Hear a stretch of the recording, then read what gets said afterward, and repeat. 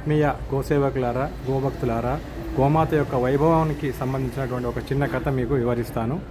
జై గోమాత. ఇక్కడ చూడండి, మీకు ఫోటో కూడా కనిపిస్తుంది.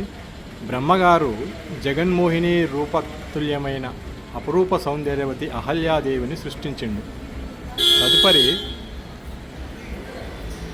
అహల్యాదేవి అందచందాలు విని తమకు కన్యాదానం చేయమని దేవేంద్రాది దేవతలు, కిన్నెరులు, కింపురుషులు, యక్షులు, గంధర్వులు బ్రహ్మగారిని అభ్యర్థించారు. అహల్యాదేవిని వివాహం ఆడాలంటే సమస్త లోకాలలోని పుణ్యక్షేత్రాలను సందర్శించి వచ్చిన వ్యక్తికి కన్యను ఇచ్చి వివాహం చేస్తానని నియమం ప్రకటించడం జరిగింది.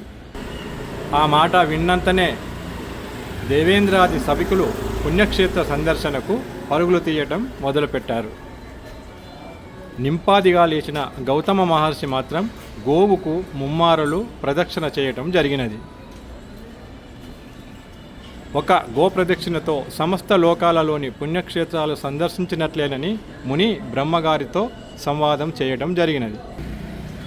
గౌతమ ముని సంవాదానికి 33 కోట్ల దేవతలకు నిలయమైన గోమాతలో లేని పుణ్యక్షేత్రాలు లేవని బ్రహ్మగారు అంగీకరించి అహల్యాదేవిని గౌతమ మహర్షికి ఇచ్చి వివాహం చేయటం జరిగినది. గవాం అంగేషు తిష్టంతి భువనాని చతుర్దశ 14 భువన భాండాలలో ఉన్న దేవతలంతా కొలువై ఉన్న స్థలం గోవు. చతుర్వేద సారం ఇదే చెబుతుంది. కాబట్టి ఆత్మీయ భక్తులకు తెలియజేయున్నది, మీరు ఒకసారి గోప్రదక్షిణం చేశారంటే సమస్త లోకాలలోని పుణ్యక్షేత్రాలను సందర్శించిన ఫలం మీకు లభిస్తుంది. అలాగే మీరు ఎన్ని ప్రదక్షిణ చేస్తే అన్నిసార్లు ప్రదక్షిణ చేసిన ఫలితం లభిస్తుంది. జై గోమాత.